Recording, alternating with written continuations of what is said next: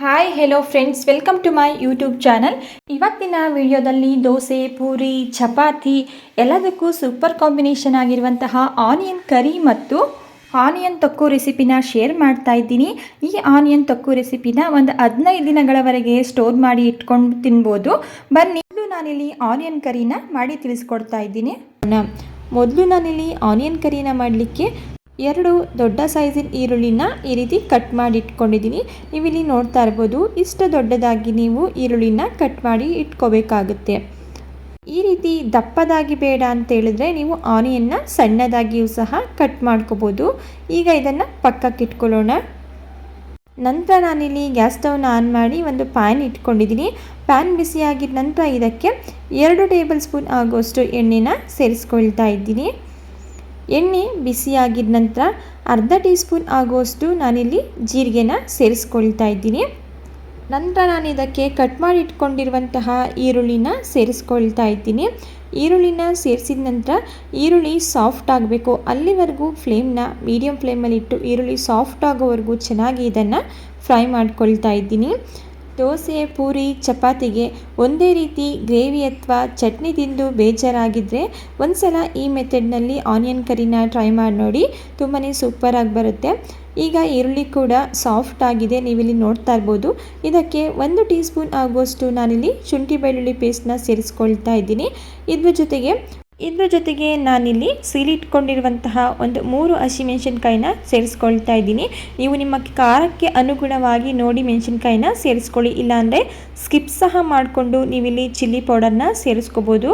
ಶುಂಠಿ ಬೆಳ್ಳುಳ್ಳಿ ಪೇಸ್ಟು ಹಾಗೂ ಹಸಿಮೆಣಸಿನ್ಕಾಯಿನ ಸೇರಿಸಿದ ನಂತರ ಶುಂಠಿ ಬೆಳ್ಳುಳ್ಳಿ ಪೇಸ್ಟಲ್ಲಿರುವಂತಹ ಹಸಿ ಸ್ಮೆಲ್ ಹೋಗೋವರೆಗೂ ಒಂದು ಅರ್ಧ ನಿಮಿಷ ಇದನ್ನು ಚೆನ್ನಾಗಿ ಫ್ರೈ ಮಾಡಿಕೊಂಡು ನಂತರ ಇದಕ್ಕೆ ನೋಡಿ ಸ್ವಲ್ಪ ಅರಿಶಿಣದ ಪುಡಿ, ಅರ್ಧ ಟೀ ಸ್ಪೂನ್ ಆಗುವಷ್ಟು ನಾನಿಲ್ಲಿ ರೆಡ್ ಕಾಶ್ಮೀರಿ ಚಿಲ್ಲಿ ಪೌಡರ್ನ ಸೇರಿಸ್ಕೊಳ್ತಾ ಇದ್ದೀನಿ. ನಾನು ಆಲ್ರೆಡಿ ಖಾರಕ್ಕೆ ಹಸಿಮೆಣಸಿನ್ಕಾಯಿನ ಸೇರಿಸ್ಕೊಂಡಿದ್ದೀನಿ. 1 ಟೀ ಸ್ಪೂನ್ ಆಗುವಷ್ಟು ಧನಿಯಾ ಪೌಡರ್, ಅರ್ಧ ಟೀ ಸ್ಪೂನ್ ಆಗುವಷ್ಟು ಗರಂ ಮಸಾಲ. ಈ ಎಲ್ಲ ಪದಾರ್ಥಗಳನ್ನು ನಾನಿಲ್ಲಿ ಈರುಳ್ಳಿಗೆ ಸೇರಿಸ್ಕೊಂಡಿದ್ದೀನಿ. ಈ ಎಲ್ಲ ಡ್ರೈ ಮಸಾಲ ಇಂಗ್ರೀಡಿಯೆಂಟ್ಸ್ನ ಆನಿಯನ್ಗೆ ಸೇರಿಸ್ಬೇಕಾದ್ರೆ ಫ್ಲೇಮ್ನ ಲೋ ಫ್ಲೇಮಲ್ಲಿಟ್ಟು ಸೇರಿಸ್ಕೊಳ್ಳಿ. ಅರ್ಧ ನಿಮಿಷ ಇದನ್ನು ಹಸಿ ಸ್ಮೆಲ್ ಹೋಗೋವರೆಗೂ ಚೆನ್ನಾಗಿ ಫ್ರೈ ಮಾಡ್ಕೋಬೇಕು. ಡ್ರೈ ಮಸಾಲೆಗಳನ್ನ ಸೇರಿಸಿದ ನಂತರ ಒಂದು ಅರ್ಧ ನಿಮಿಷ ನಾನಿಲ್ಲಿ ಚೆನ್ನಾಗಿ ಫ್ರೈ ಮಾಡ್ಕೊಂಡಿದ್ದೀನಿ. ನಂತರ ಇದಕ್ಕೆ ನಾನಿಲ್ಲಿ 1/4 ಕಪ್ ಆಗುವಷ್ಟು ಮೊಸರನ್ನ ಸೇರಿಸ್ಕೊಂಡು ಅದೇ ಕಪ್ನಲ್ಲಿ 1/4 ಕಪ್ ಆಗುವಷ್ಟು ನೀರನ್ನು ಸೇರಿಸ್ಕೊಳ್ತಾ ಇದ್ದೀನಿ. ನಂತರ ರುಚಿಗೆ ತಕ್ಕಷ್ಟು ಉಪ್ಪನ್ನು ಸೇರಿಸ್ಕೊಳ್ತಾ ಇದ್ದೀನಿ. ನೀರನ್ನು ನಾವು ಗ್ರೇವಿ ಕನ್ಸಿಸ್ಟೆನ್ಸಿಗೆ ನೋಡಿ ಸೇರಿಸ್ಕೋಬೇಕು, ಆದಷ್ಟು ಕಮ್ಮಿ ನೀರನ್ನು ಸೇರಿಸ್ಕೊಳ್ಳಿ. ಯಾಕಂದರೆ ನಾವಿಲ್ಲಿ ಯಾವುದೇ ಮಸಾಲನ ಗ್ರೈಂಡ್ ಮಾಡಿ ಹಾಕಿಲ್ಲ. ಜಾಸ್ತಿ ನೀರನ್ನು ಸೇರಿಸಿದ್ರೆ ಗ್ರೇವಿ ನೀರಾಗುತ್ತೆ. ಸ್ವಲ್ಪ ನೀರನ್ನು ನೋಡಿ ಸೇರಿಸ್ಕೊಳ್ಳಿ. ಮೊಸರನ್ನ ಸೇರಿಸಿದ ನಂತರ ಮಿಕ್ಸ್ ಮಾಡಿಕೊಂಡು ಲೋ ಫ್ಲೇಮಲ್ಲಿಯೇ ಒಂದು 5 ನಿಮಿಷಗಳ ಕಾಲ ಚೆನ್ನಾಗಿ ಎಣ್ಣೆ ಬಿಡೋವರೆಗೂ ಇದನ್ನು ಬೇಯಿಸ್ಕೋಬೇಕಾಗುತ್ತೆ. ನೋಡಿ, ನಾನು ಮೊಸರನ್ನ ಸೇರಿಸಿದ ನಂತರ ಒಂದು 5 ನಿಮಿಷಗಳ ಕಾಲ ಗ್ರೇವಿ ಚೆನ್ನಾಗಿ ಬೆಂದು ಎಣ್ಣೆ ಬಿಡೋವರೆಗೂ ಲೋ ಫ್ಲೇಮಲ್ಲಿಯೇ ಇದನ್ನು ಬೇಯಿಸ್ಕೊಂಡಿದ್ದೀನಿ. ಕೊನೆಯದಾಗಿ ಇದಕ್ಕೆ ಸಣ್ಣದಾಗಿ ಕಟ್ ಮಾಡಿ ಇಟ್ಕೊಂಡಿರುವಂತಹ ಕೊತ್ತಂಬರಿ ಸೊಪ್ಪನ್ನು ಸೇರಿಸಿ ಮಿಕ್ಸ್ ಮಾಡಿಕೊಂಡು ಗ್ಯಾಸ್ ಸ್ಟವ್ನ ಆಫ್ ಮಾಡಿಕೊಂಡ್ರೆ ತುಂಬಾ ಟೇಸ್ಟಿಯಾಗಿರುವಂತಹ ಆನಿಯನ್ ಕರಿ ರೆಸಿಪಿ ರೆಡಿ ಆಯಿತು. ಖಂಡಿತ ಈ ವಿಧಾನದಲ್ಲಿ ಮಿಸ್ ಮಾಡದೆ ಟ್ರೈ ಮಾಡಿ ನೋಡಿ. ದೋಸೆ, ಪೂರಿ, ಚಪಾತಿ, ರೊಟ್ಟಿ ಎಲ್ಲದಕ್ಕೂ ಸೂಪರ್ ಕಾಂಬಿನೇಷನ್. ಮಿಸ್ ಮಾಡದೆ ಈ ಆನಿಯನ್ ಕರಿನ ಟ್ರೈ ಮಾಡಿ ನೋಡಿ. ನಾನಿಲ್ಲಿ ರೆಡಿಯಾಗಿರುವಂತಹ ಆನಿಯನ್ ಕರಿನ ಸರ್ವಿಂಗ್ ಬೌಲ್ಗೆ ಸರ್ವ್ ಮಾಡ್ಕೊಳ್ತಾ ಇದ್ದೀನಿ. ಟೇಸ್ಟಲ್ಲಿ ಯಾವುದೇ ರೀತಿಯ ಕಾಂಪ್ರಮೈಸ್ ಇರೋದಿಲ್ಲ. ಓಕೆ ಫ್ರೆಂಡ್ಸ್, ನೋಡಿದ್ರಲ್ವಾ, ಇವತ್ತಿನ ಆನಿಯನ್ ಕರಿ ರೆಸಿಪಿ ನಿಮಗೆ ಇಷ್ಟ ಆಗಿದೆ ಅಂತ ಭಾವಿಸ್ತಾ ಇದ್ದೀನಿ. ಇಷ್ಟ ಆಗಿದ್ದರೆ ರೆಸಿಪಿಗೆ ಒಂದು ಲೈಕ್ ಮಾಡಿ. ಎರಡನೇದಾಗಿ ನಾನಿಲ್ಲಿ ಆನಿಯನ್ ತೊಕ್ಕು ರೆಸಿಪಿನ ಶೇರ್ ಮಾಡ್ತಾ ಇದ್ದೀನಿ. ಈ ಆನಿಯನ್ ತೊಕ್ಕು ರೆಸಿಪಿನ 15 ದಿನಗಳವರೆಗೆ ಆರಾಮಾಗಿ ಸ್ಟೋರ್ ಮಾಡಿ ತಿನ್ಬೋದು. ಟೇಸ್ಟಲ್ಲಿ ಯಾವುದೇ ರೀತಿಯ ಡಿಫ್ರೆನ್ಸ್ ಬರೋದಿಲ್ಲ. ನಾವು ಸ್ಟಾರ್ಟಿಂಗಲ್ಲಿ ಯಾವ ರೀತಿ ಮಾಡಿದಾಗ ಟೇಸ್ಟ್ ಇರುತ್ತೆ ಅದೇ ರೀತಿ ಟೇಸ್ಟ್ ಇರುತ್ತೆ. ಬನ್ನಿ, ತಡ ಮಾಡದೆ ಯಾವ ರೀತಿ ಮಾಡ್ಕೊಳ್ಳೋದು ಅಂತ ನೋಡೋಣ. ಆನಿಯನ್ ತೊಕ್ಕು ರೆಸಿಪಿನ ಮಾಡಲಿಕ್ಕೆ ನಾನಿಲ್ಲಿ ಒಂದು ಪ್ಯಾನ್ ಇಟ್ಕೊಂಡಿದ್ದೀನಿ. ಪ್ಯಾನ್ಗೆ 2 ಟೇಬಲ್ ಸ್ಪೂನ್ ಆಗುವಷ್ಟು ಎಣ್ಣೆನ ಸೇರಿಸ್ಕೊಳ್ತಾ ಇದ್ದೀನಿ. ಎಣ್ಣೆ ಬಿಸಿಯಾಗಿದ ನಂತರ ಇದಕ್ಕೆ ನಾನು ಸ್ಲೈಸ್ ಆಗಿ ತೆಳುವಾಗಿ ಕಟ್ ಮಾಡಿ ಇಟ್ಕೊಂಡಿರುವಂತಹ 3 ಮೀಡಿಯಮ್ ಸೈಜ್ ಈರುಳ್ಳಿನ ಸೇರಿಸ್ಕೊಳ್ತಾ ಇದ್ದೀನಿ. ಇದ್ರ ಜೊತೆಗೆ ನಾನಿಲ್ಲಿ ಸಿಪ್ಪೆ ಬಿಡಿಸಿಟ್ಕೊಂಡಿರುವಂತಹ 1 ಗೆಡ್ಡೆಯಷ್ಟು ಬೆಳ್ಳುಳ್ಳಿನ ಸೇರಿಸ್ಕೊಂಡು ಈರುಳ್ಳಿ ಮತ್ತು ಬೆಳ್ಳುಳ್ಳಿ ಕಂಪ್ಲೀಟಾಗಿ ಸಾಫ್ಟ್ ಆಗಬೇಕು, ಅಲ್ಲಿವರೆಗೂ ಇದನ್ನು ಮಿಕ್ಸ್ ಮಾಡ್ಕೊಳ್ತಾ ಫ್ರೈ ಮಾಡ್ಕೊಳ್ತಾ ಇದ್ದೀನಿ. ಈ ರೆಸಿಪಿ ವರ್ಕಿಂಗ್ ವುಮೆನ್ಸ್ಗೆ ಹಾಗೂ ಬ್ಯಾಚುಲರ್ಸ್ಗಳಿಗೆ ಹೇಳಿ ಮಾಡಿಸಿದಂತಹ ರೆಸಿಪಿ. ಒಂದ್ಸಲ ಈ ರೆಸಿಪಿನ ನೀವು ಟ್ರೈ ಮಾಡಿದ್ರೆ ರುಚಿಯಂತೂ ಮರೆಯೋದಿಲ್ಲ, ಅಷ್ಟು ಅದ್ಭುತವಾಗಿರುತ್ತೆ. ನಾನಿಲ್ಲಿ ಕಂಪ್ಲೀಟಾಗಿ ಈರುಳ್ಳಿ ಸಾಫ್ಟ್ ಆಗಬೇಕು ಅಲ್ಲಿವರೆಗೂ ಇದನ್ನು ಫ್ರೈ ಮಾಡ್ಕೊಂಡಿದ್ದೀನಿ. ನೀವು ಇಲ್ಲಿ ನೋಡ್ತಾ ಇರ್ಬೋದು. ಈಗ ಇದು ಆಗಿದೆ.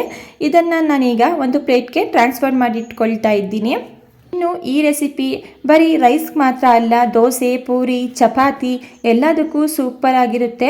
ನೀವೇನಾದರೂ ಹೊಸದಾಗಿ ಟ್ರೈ ಮಾಡಬೇಕು ಅಂತಿದ್ರೆ ಒಂದ್ಸಲ ಈ ವಿಧಾನದಲ್ಲಿ ಟ್ರೈ ಮಾಡಿ ನೋಡಿ.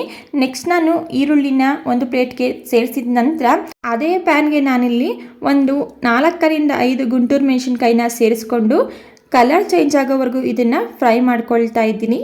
ಆದಷ್ಟು ಮೀಡಿಯಂ ಫ್ಲೇಮಲ್ಲಿಟ್ಟು ಫ್ರೈ ಮಾಡ್ಕೊಳ್ಳಿ, ಆಗ ಮೆಣಸಿನ್ಕಾಯಿ ಚೆನ್ನಾಗಿ ಫ್ರೈ ಆಗುತ್ತೆ. ಈಗ ನೀವಿಲ್ಲಿ ನೋಡ್ತಾ ಇರ್ಬೋದು. ಈಗ ಇದು ಸಹ ಆಗಿದೆ. ಇದನ್ನು ಸಹ ನಾನಿಲ್ಲಿ ಈರುಳ್ಳಿನ ತೆಗೆದಿಟ್ಕೊಂಡಿರುವಂತಹ ಪ್ಲೇಟ್ಗೆ ಟ್ರಾನ್ಸ್ಫರ್ ಮಾಡಿ ಇಟ್ಕೊಳ್ತಾ ಇದ್ದೀನಿ.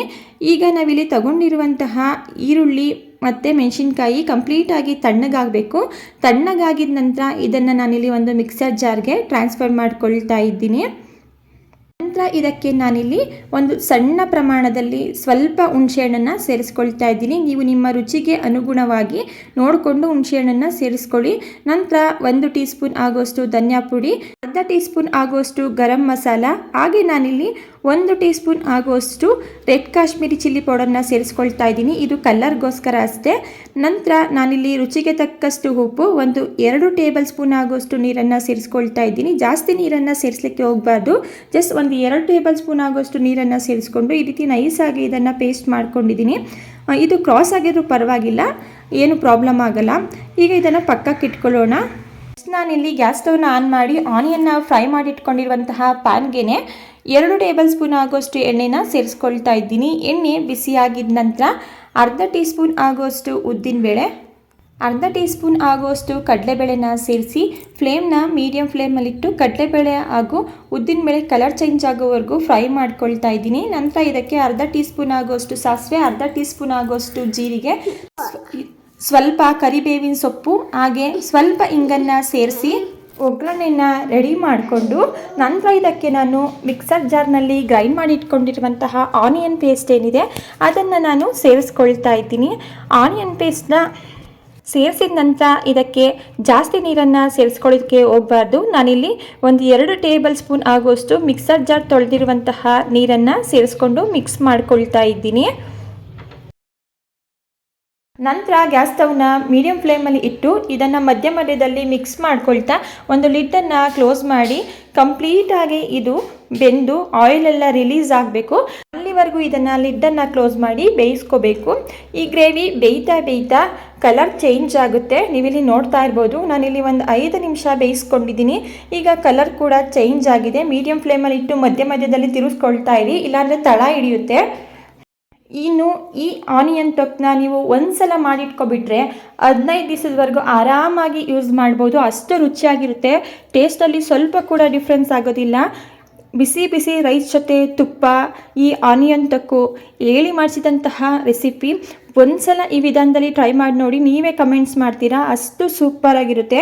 ನೋಡಿ, ಫೈನಲಿ ನಾನಿಲ್ಲಿ ಒಂದು 6-7 ನಿಮಿಷಗಳ ಕಾಲ ಈ ತೊಕ್ಕನ್ನು ಮೀಡಿಯಂ ಫ್ಲೇಮಲ್ಲಿಟ್ಟು ಬೇಯಿಸ್ಕೊಂಡಿದ್ದೀನಿ. ಈಗ ಇದು ರೆಡಿಯಾಗಿರುವಂತಹ ಆನಿಯನ್ ತೊಕ್ಕನ್ನ ನಾನಿಲ್ಲಿ ಬಿಸಿ ರೈಸ್ ಜೊತೆ ಸರ್ವ್ ಮಾಡ್ಕೊಳ್ತಾ ಇದ್ದೀನಿ. ಟೇಸ್ಟಲ್ಲಿ ಯಾವುದೇ ರೀತಿಯ ಕಾಂಪ್ರಮೈಸ್ ಇರೋದಿಲ್ಲ. ಓಕೆ ಫ್ರೆಂಡ್ಸ್, ನೋಡಿದಲ್ವಾ ಇವತ್ತಿನ ವಿಡಿಯೋದಲ್ಲಿ ಸಖತ್ ಟೇಸ್ಟಿಯಾಗಿರುವಂತಹ ಆನಿಯನ್ ತೊಕ್ಕನ್ನ ಯಾವ ರೀತಿ ಮಾಡ್ಕೋಬೋದು ಅಂತ ಹೇಳಿ. ಖಂಡಿತ ಮಿಸ್ ಮಾಡದೆ ಈ ವಿಧಾನದಲ್ಲಿ ಟ್ರೈ ಮಾಡಿ ನೋಡಿ. ಇದೇ ರೀತಿ ಈಸಿ ಹಾಗೂ ಸೂಪರ್ ಟೇಸ್ಟಿ ರೆಸಿಪಿಗಳಿಗಾಗಿ ಚಾನಲ್ನ ಸಬ್ಸ್ಕ್ರೈಬ್ ಮಾಡ್ಕೊಳ್ಳಿ. Thank you for watching.